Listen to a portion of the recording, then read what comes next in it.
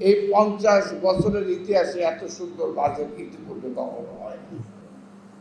এদেশের তৃণমূল পর্যায়ের মানুষের জন্য যে বাজেট দরকার, ধান, চাল, ডাল, তেল, আটা থেকে শুরু করে মশলা পর্যন্ত সমস্ত ক্ষেত্রে এই সরকার কৃষকদের স্বার্থ এবং একমাত্র সরকার কৃষক বান্ধব এবং একটা গ্রহণযোগ্য জনবান্ধব বাজেট পেশ করেছে, যে বাজেট এই ৫০ বছরের ইতিহাসে এত সুন্দর বাজেট ইতিপূর্বে কখনো হয়নি।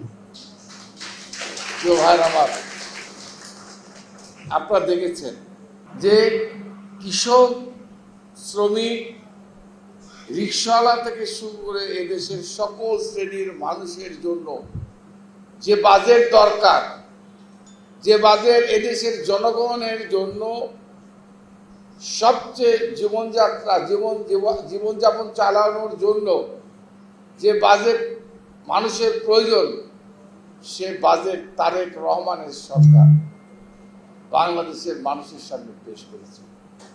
প্রিয় ভাই আমার, আপনারা দেখেছেন আবার এটা গরিবের বাজেট এবং এই হচ্ছে জনবান্ধব, অর্থাৎ আর বড়লোকদের জন্য কি হচ্ছে, এই বাজেটে বড়লোকরা যারা মদ খান তাদের জন্য বাজেটে মদের দাম বাড়িয়ে দিয়েছে। এদেশের বড়লোকরা দামি সিগারেট খান, সিগারেটের দাম বাড়িয়ে দিয়েছে। এদেশের বড়লোকরা এসি গাড়িতে ঘুরে, ওই গাড়ির দাম বাড়িয়ে দিয়েছে। অর্থাৎ আপনারা বুঝেছেন, নিত্য প্রয়োজনীয় জিনিসের দাম কমেছে, আর বিলাসী যারা বড়লোক তাদের দাম বেড়েছে।